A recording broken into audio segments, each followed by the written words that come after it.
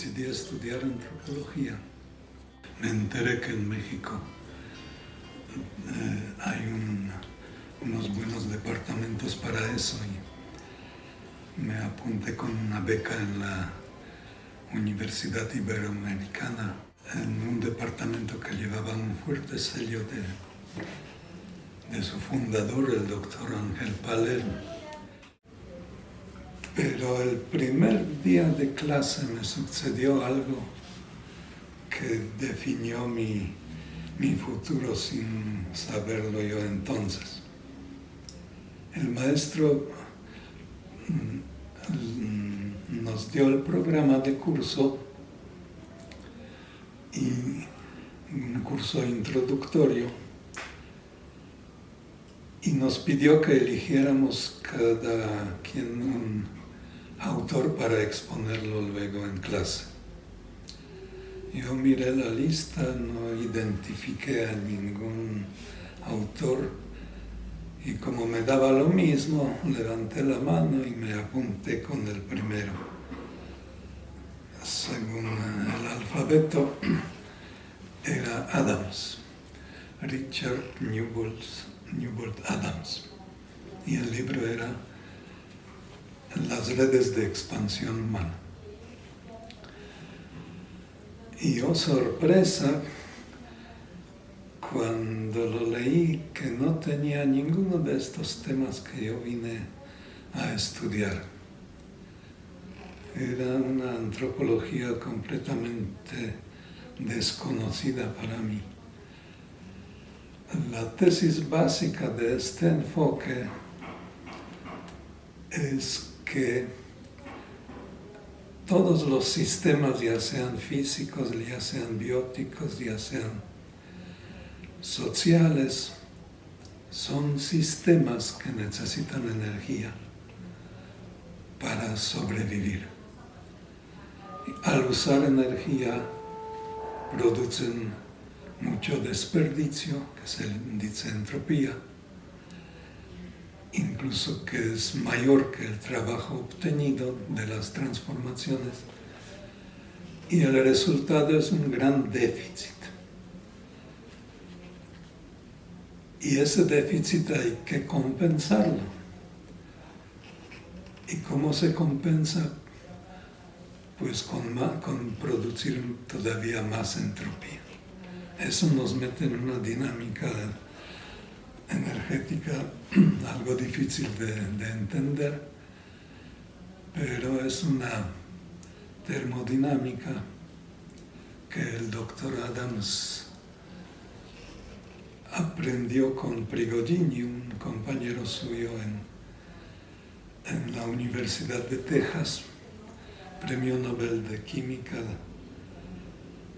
que implementó una teoría de sistemas abiertos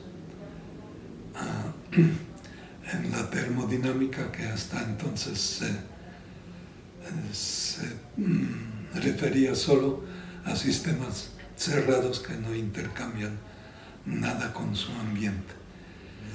Tuve la mayor sorpresa de mi vida cuando mirando por la ventana desde mi cubículo veo caminar al mismísimo doctor Adams en compañía de Roberto Varela por el patio aquí de la universidad.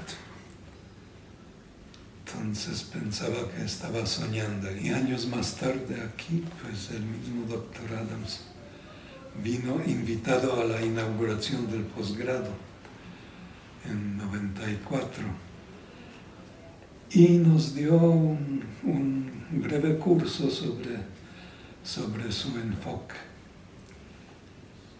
Esto era algo que no me lo esperaba en mi vida.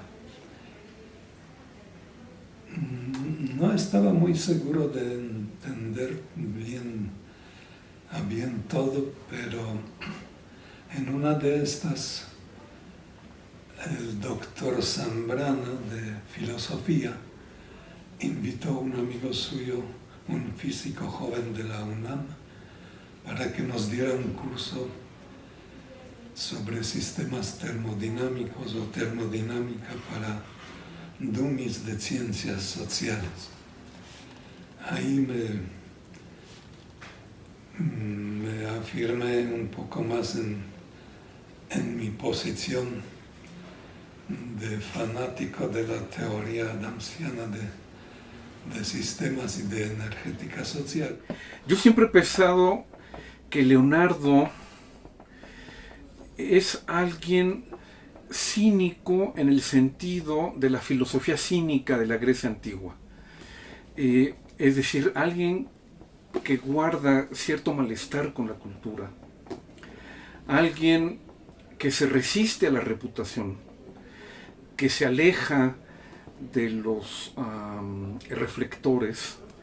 Alguien que no le gusta mucho jugar el juego que en esta universidad hemos venido jugando con el sistema de becas y estímulos, con la aparición del Sistema Nacional de Investigadores, con esta universidad eficientista, productivista, individualista. Y Leonardo, con mucha dignidad y con mucho respeto, hay que decirlo, se ha mostrado resistente, reticente a la reputación, a este juego, y eso ha hecho probablemente que su obra tenga una peculiaridad y sobre todo, yo diría, cierta sedimentación que le ha ayudado mucho a pensar y sobre todo a ser muy riguroso. Quien lea sus obras se va a dar cuenta que es alguien que las piensa, que tarda en escribir. Yo tengo la impresión que un poco como Flaubert, Leonardo es alguien que revisa sistemáticamente lo que va escribiendo. Y al mismo tiempo este cinismo, insisto, de acuerdo a la Grecia antigua, este cinismo de Leonardo le hace ser también, y en sus obras aparece así, tener un humor negro, tal vez sea la palabra, o una ironía permanente. Él está ironizando permanentemente en sus obras, jugando con la palabra, y también quien lea sus obras se va a dar cuenta que es alguien de una cultura muy amplia. El departamento entre el doctor Varela y yo editó muchos libros del mismo y traducciones del mismo doctor,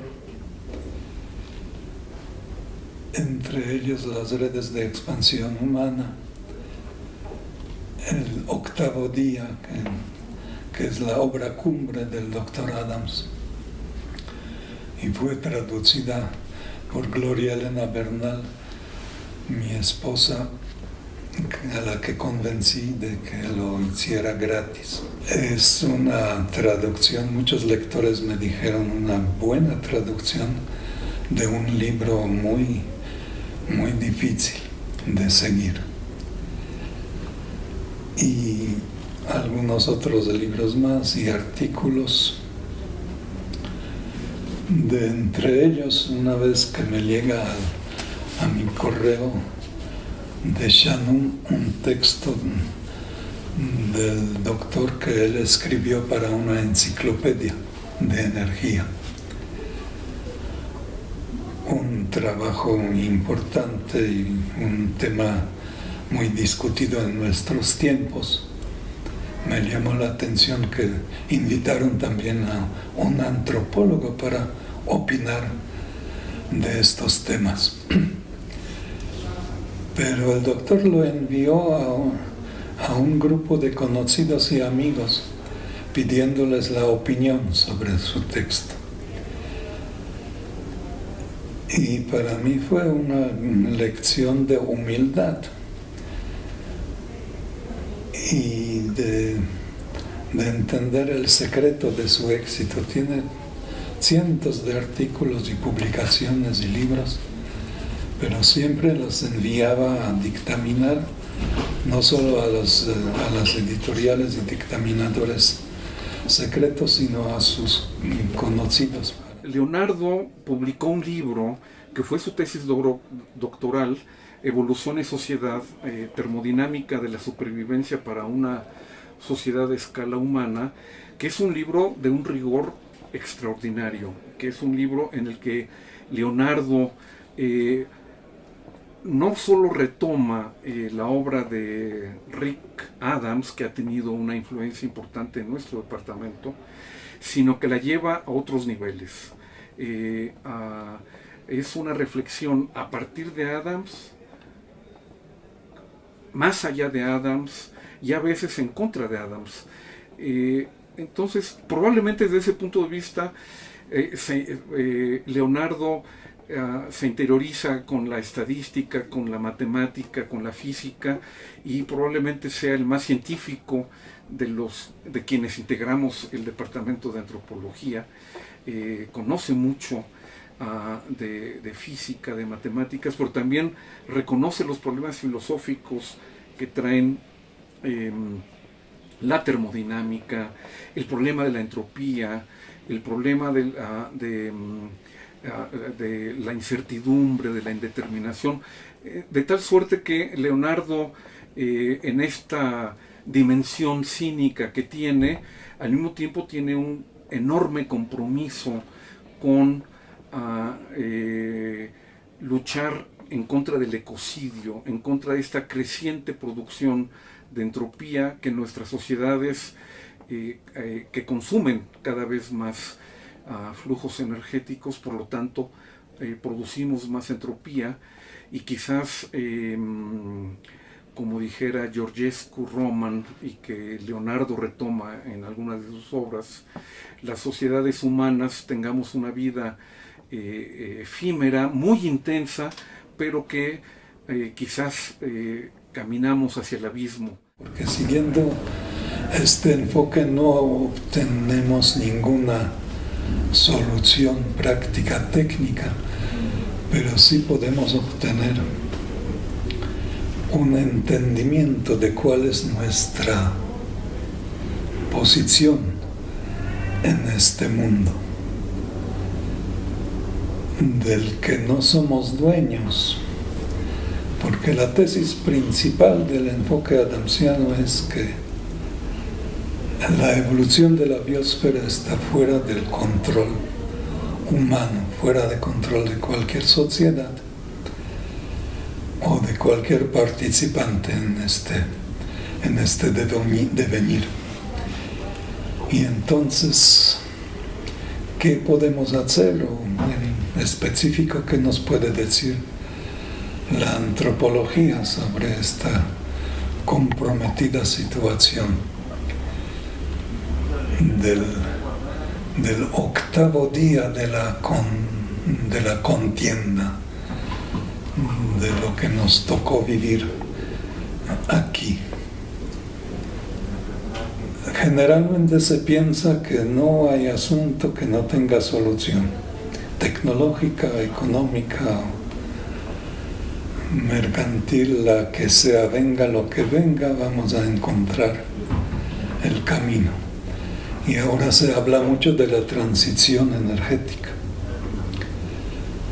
Pues a esto el enfoque adamsiano viene como un cubo de agua fría.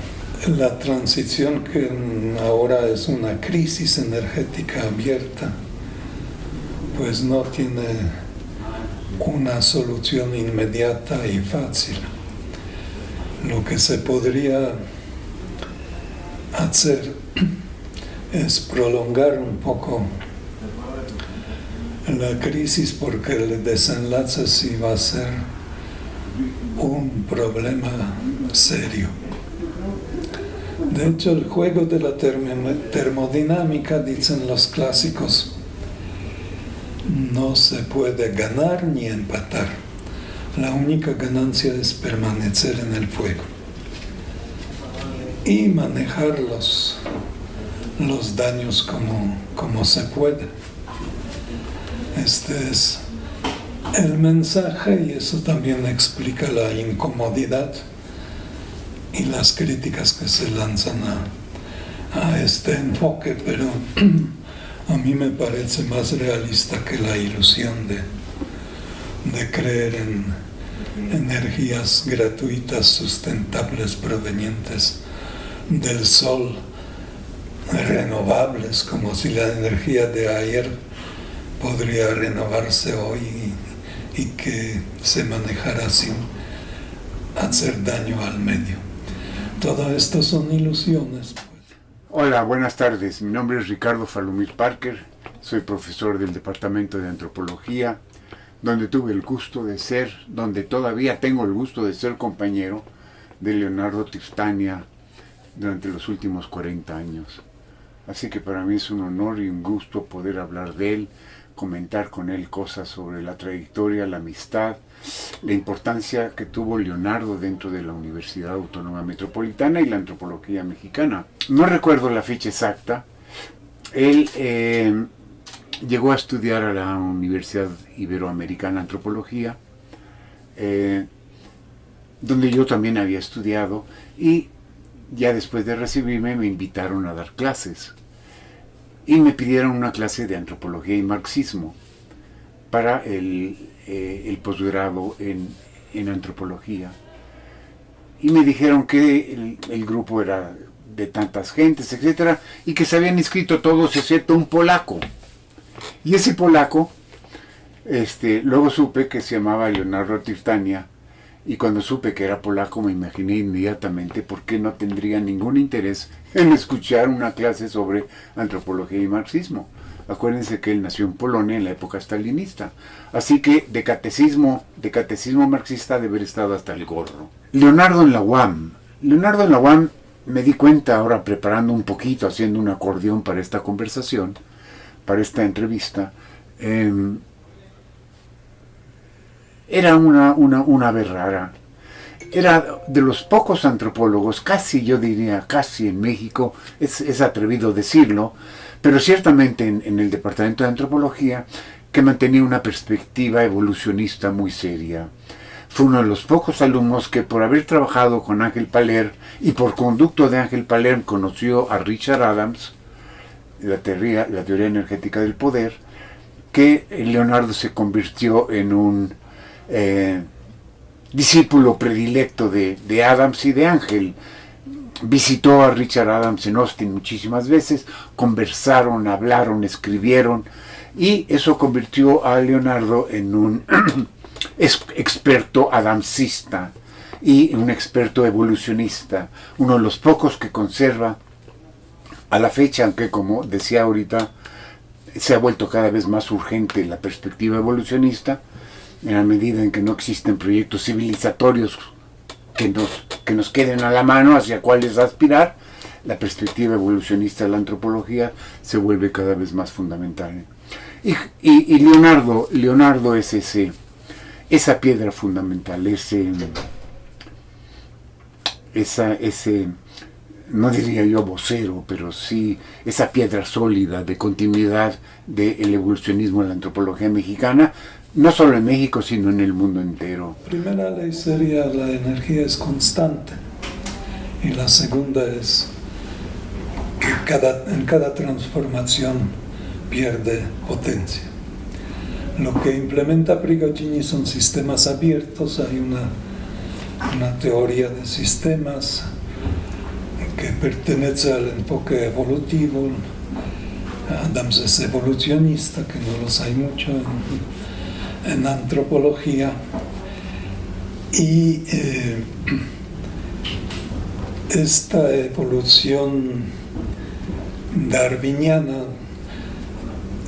que entró en antropología bajo la tesis de Spencer de evolución social, degeneró en un darwinismo social y de ahí todas las consecuencias, y una rebelión contra el mismo evolucionismo que los neoevolucionistas como Leslie White y Adams y Stewart recuperan para la antropología con este enfoque de sistemas termodinámicos abiertos que utilizan materia, energía e información para sobrevivir en un mundo que va hacia la,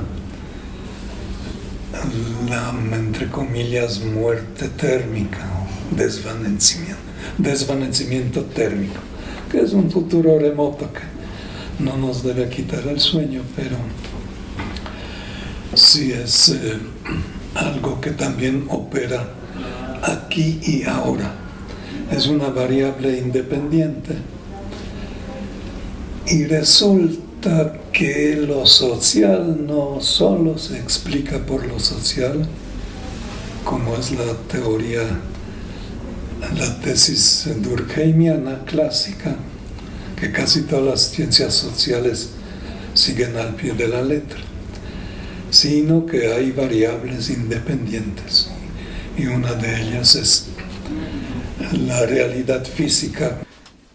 Soy Eduardo Nibón, soy compañero desde hace más de 30 años de Leonardo, y me alegro mucho, Leonardo, de que te decidieras, precisamente porque tienes muchas cosas que hacer, a dedicarte a otras cosas diferentes a las que has hecho estos más de 30 años en la universidad. Llegaste cuando era jefe de departamento Raúl, yo continué con él y recuerdo ya en mi etapa de jefe de departamento tu trabajo con Juan Pérez en la zona de Veracruz y de Oaxaca, donde desarrollaste tus proyectos tratando de conocer las implicaciones de la transformación del medio ambiente en esas comunidades y al mismo tiempo cómo lo trabajaban en los mismos. Tu espíritu crítico siempre me ha llamado la atención, un espíritu crítico un poco ácido, pero creo que ese espíritu crítico a veces es necesario para entender mejor la crudeza de los procesos que estamos viviendo, sobre todo la naturaleza. Y en lo personal, me siento, y pudimos identificarnos porque tenemos en lo poco que tú, porque no eres muy comunicativo, pero en lo poco que tú te abriste, que conversamos, sobre todo en esa etapa en que fui jefe de departamento, pues encontramos muchos puntos en común, cuando menos muchas miradas en común. Recuerdo lo que me platicaste de tu nacimiento, de tu padre, de cómo te intentaron robar cuando eras un bebé, de cómo tu padre te rescató, tu desarrollo en América, tus estudios en la Ibero, tu interés por el ambiente, por los estudios de ecología, tu preocupación por los estudiantes, siempre mirándolos como personas maduras. En ese punto creo que es indiscutible. Nunca fuiste un profesor paternalista, siempre fuiste un profesor preocupado por los estudiantes, pero pensándolos siempre como personas con madurez que deben tomar decisiones. Y todo eso creo que suma al desarrollo del departamento. El departamento es lo que es por el aporte de todos. Y no tengo ninguna duda de que tu aporte fue muy importante, sobre todo en esos años, luego en el tiempo en que te hiciste cargo de la licenciatura como coordinador. La cuestión es que no se toma en cuenta, se nos pasa desapercibido, que este mundo depende totalmente de petróleo.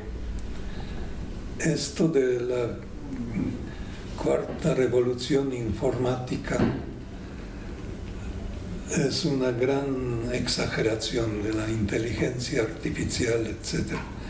Todos estos dispositivos dependen de maquinaria pesada, de plástico, de elementos escasos raros, cadmio, metales como hierro, cobre, y todo esto se extrae con petróleo. No hay manera de obtener energía solar para producir ninguno de estos recursos.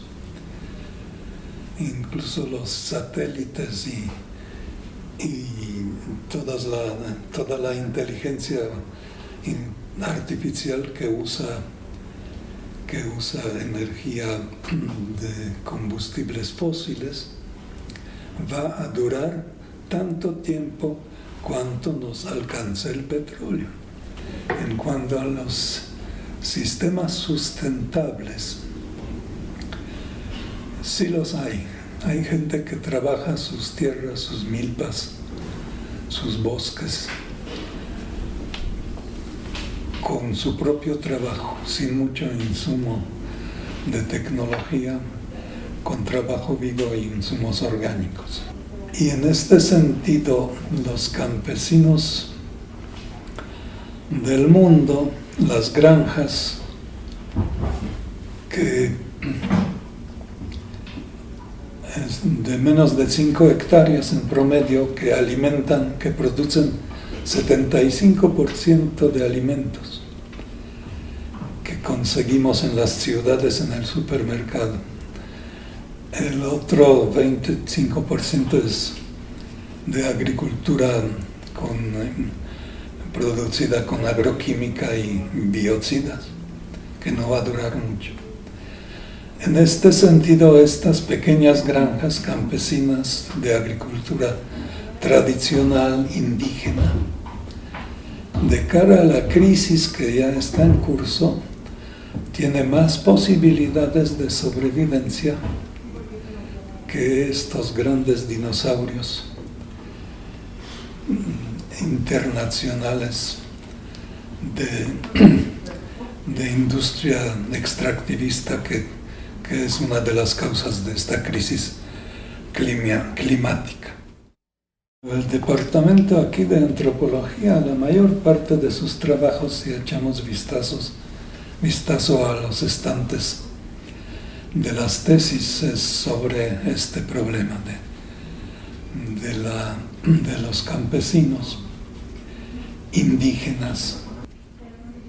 Por ejemplo, para dar un ejemplo, los trabajos en la cuenca Papaloapan de la doctora Ana Paula de Teresa y su equipo, que lo trabajaron años o décadas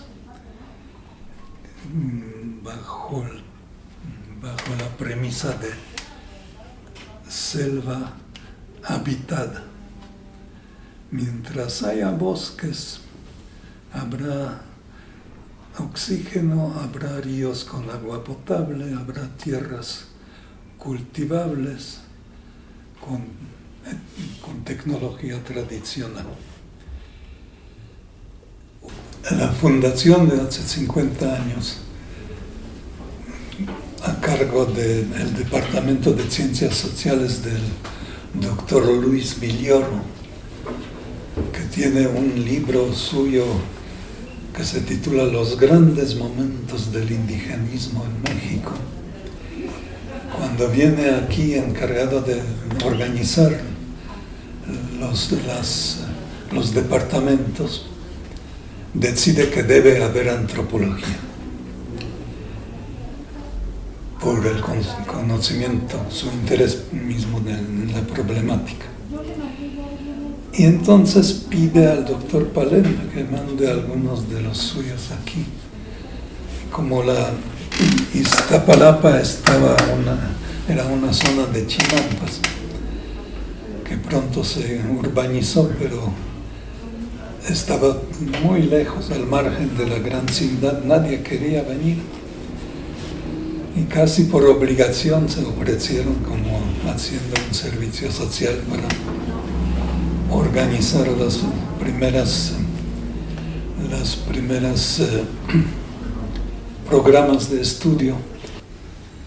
Sí, yo considero que es un gran lugar de trabajo,